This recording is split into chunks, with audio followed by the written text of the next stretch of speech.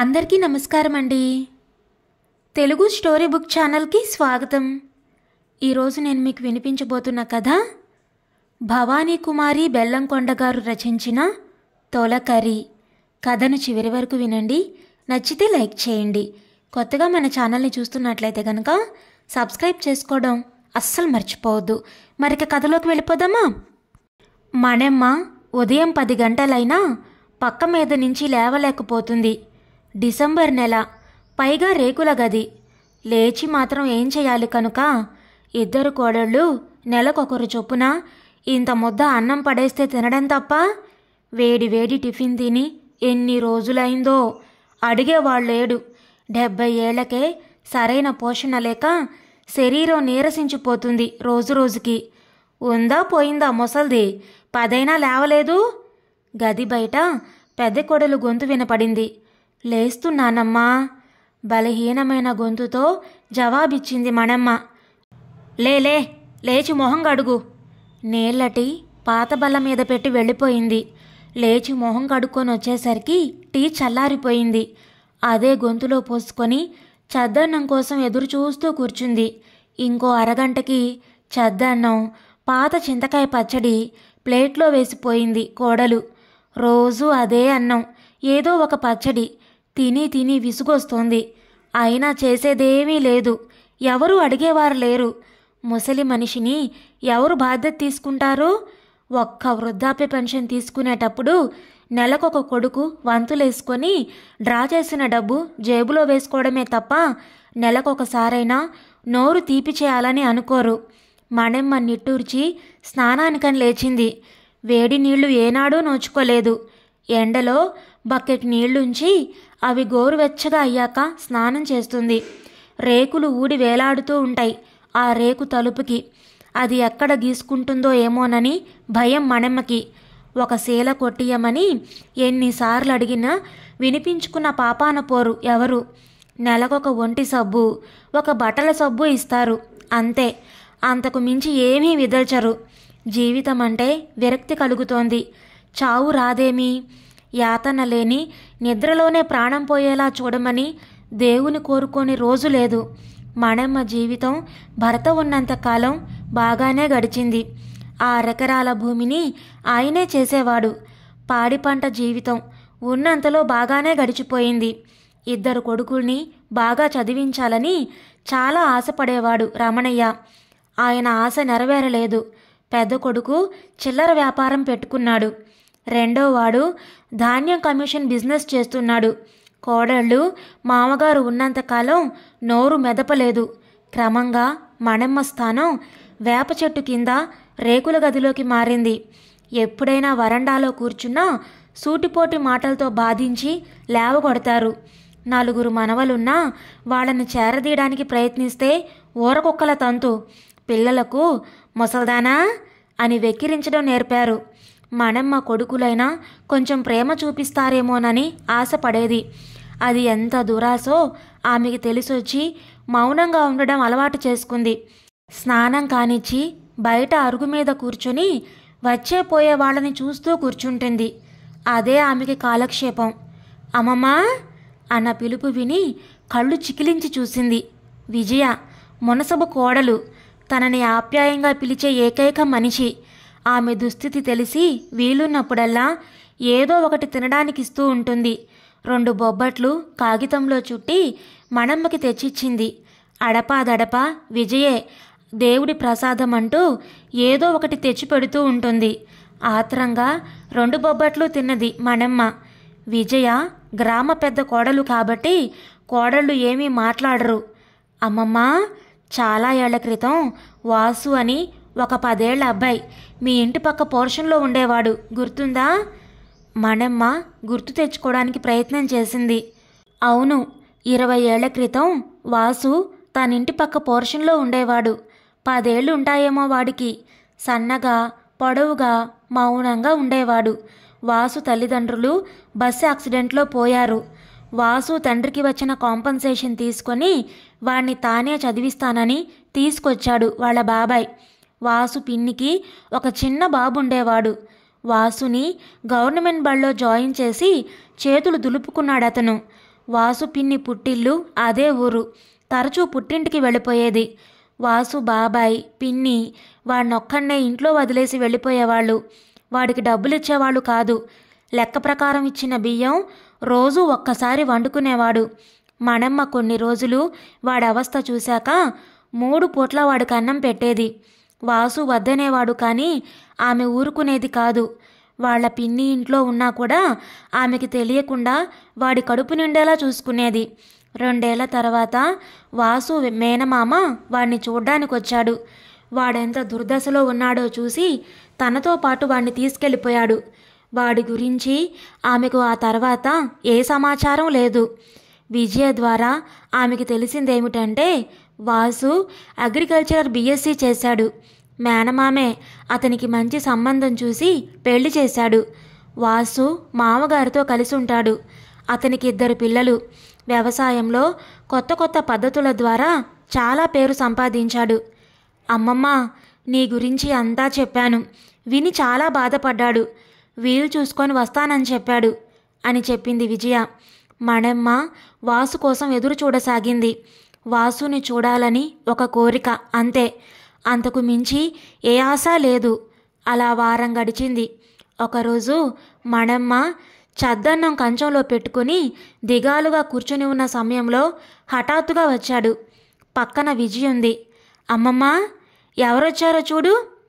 ఎవరమ్మా, ఎవరొచ్చారు అంటూ ప్రశ్నిస్తున్న ఆ వృద్ధురాల్ని, ఆమె దయనీయ స్థితిని చూసి చలించిపోయాడు. ఏ ఉపోద్ఘాతం లేకుండా ఆమె పక్కన కూర్చొని, నేనమ్మా వాసుని అంటూ, నాతో వస్తావా పెద్దమ్మా అని అడిగేశాడు. మనమ్మ ముఖం వెలిగిపోయింది. అంతలోనే దిగాలుగా చూస్తూ, ఎందుకు పనికిరాని ఈ ముసల్దాన్ని ఏం చేసుకుంటావు నాయనా? చూపు కూడా ఆనట్లేదు.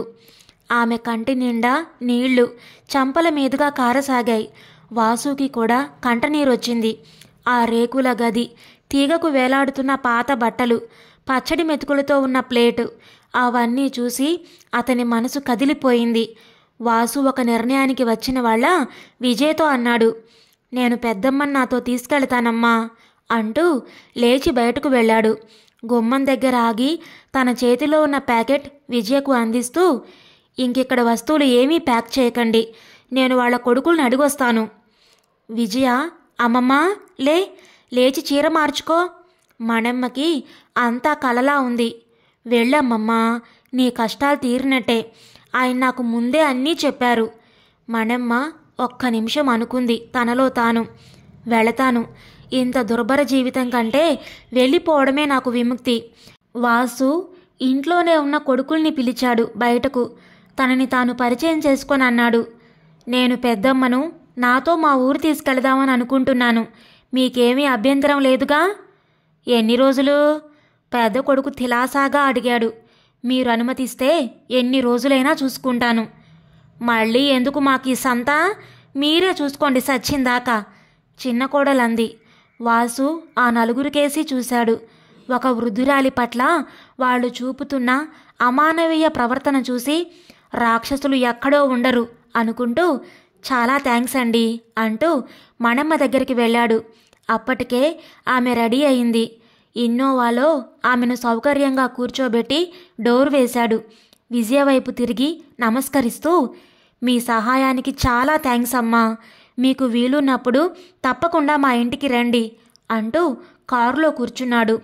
దూసుకుపోతున్న కారును చూస్తూ, ముసల్దానికి ఎంత అదృష్టం పట్టింది, నిరసనగా అనుకుంటూ కూర్చున్నారు కొడుకులు కోడళ్ళు. జీవితంలో కారెక్కి ఎరుగదు మనమ్మ. పడుకుంటావా అమ్మా అన్న వాసుతో, లేదు నాయనా, కూర్చుంటా అని జవాబిచ్చింది. ముందు టిఫిన్ చేద్దాం. అరగంట తర్వాత మంచి హోటల్ ముందు ఆపి ఆమె దిగడానికి సహాయం చేశాడు. రెస్ట్ రూమ్ దగ్గరున్న ఆమెకి డబ్బులిచ్చి జాగ్రత్తగా తీసుకెళ్ళమని చెప్పాడు. అమ్మా, ఏం తెప్పించమంటావు? నీ ఇష్టం నాయనా. 2 ఇడ్లీ, దోశ, వడ ఇద్దరికీ తెప్పించాడు. ఎన్ని రోజులైందో అటువంటి టిఫిన్ తిని. ఆమె తినే విధానమే చెప్తోంది. టీ తాగాక ప్రయాణం మొదలైంది. మనమ్మ నిద్రలోకి జారుకుంది. ఎన్ని గంటలు గడిచాయో. కారు వాసు ఊళ్ళోకి ఎంటర్ అయ్యాక మెలకు వచ్చింది మణెమ్మకి. అంత కమ్మటి నిద్ర జీవితంలో ఎరగదు. కారు వాసు ఇంటి ముందు ఆగింది. తడబడుతూ దిగుతుండగా లలిత వచ్చి, నెమ్మదిగా దిగండి అత్తయ్య అంటూ చెయ్యి అందించింది. ఇంటి ముందు పెద్ద పెద్ద అరుగులతో ఆ మండువా లోగిలి ఎంతో అందంగా ఉంది. మెట్లెక్కే ముందు కాళ్ళు కడుక్కోవడానికి పంపు ఉంది. శుభ్రంగా కాళ్ళు కడుక్కొని చెప్పులు అక్కడే విడిచి ఇంట్లోకి వెళ్ళింది. ఆమెని సోఫాలో కూర్చోబెట్టి మంచినీళ్లు తేవడానికి లోపలికి వెళ్ళింది లలిత. ఆమె తల్లి తండ్రి వాళ్ళని వాళ్ళు పరిచయం చేసుకున్నారు. వాళ్ళు ఎంతో ఆదరంగా, మీకు ఇక్కడ ఏ ఇబ్బంది ఉండదు, మేం మీకు తోడుగా ఉంటాం అన్నారు. అంత మర్యాదతో కూడిన మాటలు విని ఎన్నేళ్లు గడిచాయో. మణెమ్మని హాలుకి ఆనుకొని ఉన్న గదిలోకి తీసుకెళ్ళింది లలిత. ఈ రోజు నుంచి ఇది మీ గది అత్తయ్య, మీరు కొంచెం సేపు రెస్ట్ తీసుకోండి, నేను భోజనాలు ఏర్పాటు చేసి వస్తాను అంటూ వెళ్ళింది. మణెమ్మ గదంతా కలయ చూసింది. నీటుగా ఉన్న పక్క, దాని పక్కనే బాటిల్తో నీళ్లు గ్లాసు ఉన్నాయి. బాత్రూమ్ తలుపు తీసి చూసింది. ఎంతో నీట్గా ఉంది. జయమ్మ వచ్చింది. నా పేరు జయమ్మ, మిమ్మల్ని కనిపెట్టుకొని ఉండమన్నారమ్మా వాసు సార్. అమ్మా రండి భోజనానికి అంటూ కిచెన్ పక్కన ఉన్న పెద్ద హాల్లోకి దారితీసింది. వాసు మణెమ్మ పక్కన కూర్చుని ఆమె మొహమాట పడకుండా చూశాడు. భోజనాలయ్యాక లలిత మణెమ్మని ఆమె గదిలోకి తీసుకెళ్ళింది. అత్తమ్మ, అటాచ్డ్ బాత్రూమ్ ఉంది, మీ బెడ్ పక్కనే స్విచ్ బోర్డు ఉంది, మీరు ప్రతిసారి లేవకుండా మీ అబ్బాయి ఈ ఏర్పాట్లు చేశారు, బాగా అలసిపోయి ఉంటారు, రెస్ట్ తీసుకోండి. మణెమ్మ అనుకోకుండా తనకు పట్టిన అదృష్టాన్ని తలుచుకుంటూ మంచం మీద పడుకుంది. అయిన వాళ్ల దురాగతానికి 10 ఏళ్లుగా గాయపడిన ఆమెకి శారీరకంగా మానసికంగా ఏదో తెలియని ప్రశాంతత మనసంతా పరుచుకోగా మెల్లగా నిద్రలోకి జారుకుంది. ఏ కలత లేని ప్రశాంతమైన నిద్ర. చీకటి పడుతుండగా మెలకు వచ్చింది. వెంటనే లేవకుండా అలాగే కూర్చుండిపోయింది. పనమ్మాయి జయమ్మ వచ్చి, లేచారా అమ్మా, రండి మొహం కడుక్కుందురు గాని అంటూ మొహం తుడుచుకోవడానికి టవల్ అందించింది. పొగలు గక్కుతున్నట్టి లలిత తెచ్చిచ్చి పక్కనే కూర్చొని, బాగా అలసిపోయినట్టున్నారత్తమ్మ, కాసేపాగి వేడి నీళ్లతో స్నానం చేయండి, అలసట పోతుంది. జయమ్మ, కాసేపాగి అమ్మ స్నానం చేస్తారు, దగ్గరుండు అని చెప్పింది. మణెమ్మకి క్రమంగా ఆ ఇంట్లో వాతావరణం అలవాటైంది. ఒక పద్ధతిలో మనుషులు ప్రవర్తించే విధానం, ముఖ్యంగా తనను సొంత తల్లిలా వాసు చూసే విధానం, కోడలు ఆమె తల్లిదండ్రులు చూపే గౌరవం, ఇదంతా కాలో నిజమో అన్న సందేహం కలిగేది. పదే పదే పిల్లలు చాలా ప్రేమతో నానమ్మా అంటూ పిలవడం ఎంతో సంతోషం కలిగించేది. మణెమ్మకి కొత్త జీవితం మొదలైంది. 15 రోజుల తర్వాత ఆమెకి కొంత బలం వచ్చిందని అనిపించాక 2 కళ్ళకి క్యాట్రాక్ట్ ఆపరేషన్ చేయించాడు వాసు. జయమ్మని పూర్తిగా ఆమె సేవ కోసం నియమించాడు. ఆమెకి బలమైన ఆహారం ఇచ్చే బాధ్యత లలిత తీసుకుంది. ఒక వృద్ధురాలికి ఇవ్వాల్సిన గౌరవం, ప్రేమ, ఆదరం అన్నీ ఆ ఇంట్లో లభించాయి. మణెమ్మలో చాలా మార్పు వచ్చింది, శారీరకంగా మానసికంగా కూడా. మణెమ్మకి రోజులు హాయిగా గడిచిపోతున్నాయి. ఆ మధ్య 2 వెడల్పాటి బంగారు గాజులు, మెళ్ళోకి ఒక గొలుసు చేయించాడు వాసు. వద్దు నాయనా, నాకెందుకు ఈ ఖరీదైన నగలు అని వారించినా వినకుండా లలిత చేత ఆమె మెళ్ళో వేయించాడు. అప్పుడప్పుడు మణెమ్మకి మళ్ళీ వాసు తనని ఆ రేకుల గదికి పంపించినట్టు పీడకలలు వస్తుండేవి. అది కల, నిజం కాదు అని సమాధానపడేది. వాసు ఎప్పుడూ పొలం పనులలో తీరిక లేకుండా ఉండేవాడు. ఒక్కో రోజు అందరూ కలిసి ఆట విడుపుగా పొలంలో భోజనాలు చేసేవారు. పొలంలోనే ప్రత్యేకంగా నిర్మించిన పర్ణశాల లాంటి పాక దగ్గర గడిపేవాళ్ళు. ఆ రోజు మాత్రం ఉదయం 10 గంటలప్పుడు ఇంట్లోనే ఉన్నాడు వాసు. వంటింట్లో జయవాళ్ళు కూరలు తరుగుతూ ఉంటే కుర్చీలో కూర్చొని కబుర్లు చెబుతూ కూర్చోవడం అలవాటైంది. తన అనుభవాన్ని ఎంతో గౌరవించే లలిత అంటే మణెమ్మకి ఎంతో ఇష్టం. వాసు, లలిత హాల్లో తన గురించి మాట్లాడుకోవడం వినిపించి ఆలకించసాగింది. అమ్మతో జర్నీ గురించి చెప్పావా? లేదు, నాకంటే మీరు చెప్తేనే బాగుంటుందేమో. సరే, సాయంత్రం నేను చెప్తాను, కావలసిన బట్టలు ఇంకా ఏమేం అవసరమో జాగ్రత్తగా సర్దు, సరేనా? లలిత సరేనంది. అన్నీ లిస్టు రాసి పెట్టా, అలాగే సర్దుతాను. వాసు బయటకు వెళ్ళాడు. వాళ్ళ మాటలు విన్న మణమ్మ కలవరపడిపోయింది. నెమ్మదిగా లేచి గదిలోకి వెళ్ళింది. ఎందుకో హఠాత్తుగా అంతులేని నిస్సత్తువ ఆవరించింది. ఆలోచిస్తూ పడుకుంది. అవును, వాళ్ళు మాత్రం ఎన్ని రోజులు తన భారాన్ని మోస్తారు? తన ఆరోగ్యం బాగు చేశారు, కళ్ళకు ఆపరేషన్ చేయించి కళ్ళు కనపడేలా చేశారు. ఇంకా చివరి వరకు తన భారాన్ని మోయాలని ఆశపడ్డం దురాశ కాదా? మణమ్మ ఎన్నో యాతనలు అనుభవించిన మనిషి. అందుకే ఆ దుఃఖం నుంచి త్వరగానే కోలుకుంది. లేచి మొహం కడుక్కొని బయటకొచ్చింది. తన మనసులోని భావాల్ని బయటపడకుండా శతవిధాల ప్రయత్నం చేస్తూ పదే పదే ఆ ఇంటి పరిసరాలను, మనుషులను తరచి తరచి చూడసాగింది. ఎందుకంటే అటువంటి మంచి మనుషులను తానికి ఈ చర్మదశలో చూడలేదు కనుక. భోజనానికని వచ్చిన వాసుని తదేకంగా తనివి తీరా చూడసాగింది. భోజనం అయ్యాక గదిలోకి వెళ్ళిపోయింది మణమ్మ. పొంగుకొస్తున్న దుఃఖాన్ని ఎలాగో ఆపుకుంటుంది. వాసు లోపలికొచ్చి మంచం పక్కన కుర్చీలో కూర్చున్నాడు. లలిత కూడా వచ్చి అతని వెనకే వచ్చి నిల్చుంది. అమ్మా, నీతో కొంచెం మాట్లాడాలమ్మా. ఆమె చేతిని తన చేతిలోకి తీసుకుని నెమ్మదిగా అన్నాడు. ఇప్పుడు నీ ఆరోగ్యం బాగానే ఉంది కదమ్మా, జర్నీ చేయగలవు కదా? వచ్చే కన్నీరుని ఆపుకుంటూ కళ్ళు దించుకొనే తలూపింది మణమ్మ. అయితే టికెట్స్ కన్ఫర్మ్ చేస్తాను. ఎక్కడికి అని అడిగే ధైర్యం లేక అలాగే నాయనా అని అంటూ ఉండగానే ఆమె కళ్ళ వెంట నీరు కారసాగింది. భార్యాభర్తలిద్దరూ కంగారు పడిపోయారు. ఎందుకమ్మా, ఏమైంది? నీకిష్టం లేకపోతే వద్దు. లేదు నాయనా, వెళతాను. ఇంకా నువ్వే చివరి వరకు చూడాలని దురాశ లేదు నాకు. వాసుకి అర్థం కావడానికి కొంత సమయం పట్టింది. నవ్వుతూ ఆమె పక్కన కూర్చొని, నేను మావయ్య అత్తయ్య వాళ్లతో నిన్ను కూడా కాశీ ప్రయాణానికని ఫ్లైట్ టికెట్స్ బుక్ చేయడానికి అడిగాను. కాశీకా? నమ్మలేనట్టు అతని కేసు చూస్తూ అడిగింది. అవును, నిన్నెప్పుడూ ఆ రేకుల గదికి, ఆ రాక్షసుల దగ్గరికి ఎప్పటికీ పంపను, నువ్వు కోరుకుంటే తప్ప. మణమ్మ కదిలిపోయింది నిలువెల్లా. నేను నీకేం చేశానని నాకింత అదృష్టం కలుగజేశావు నాయనా?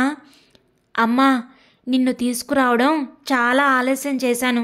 అమ్మా, ఆ రోజుల్లో నువ్వు చూపిన దయ, పెట్టిన అన్నమే నన్ను బ్రతికించింది.